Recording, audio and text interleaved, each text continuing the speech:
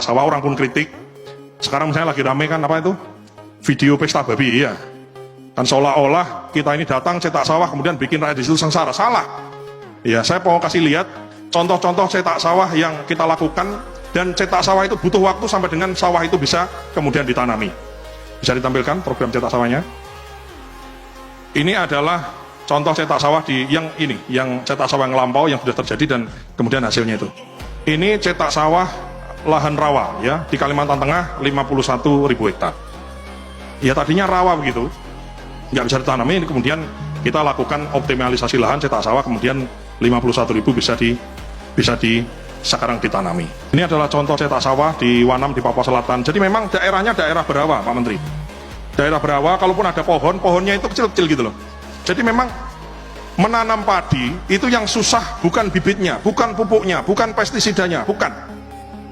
Nanam padi apapun yang susah itu bukan hanya lahannya, tapi lahan yang ada airnya.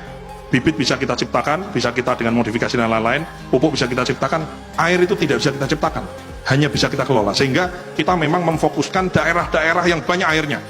Ini contoh di Papua Selatan ya, di Kuri gitu ya, di Merauke, dulunya rawa.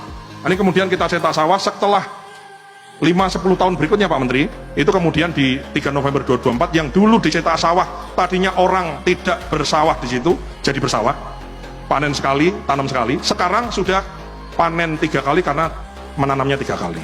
Jadi mohon maaf, dengan segala hormat, kita hormat sama semua kritik yang dialamatkan kepada pemerintah, khususnya kami di Kementerian Pertanian.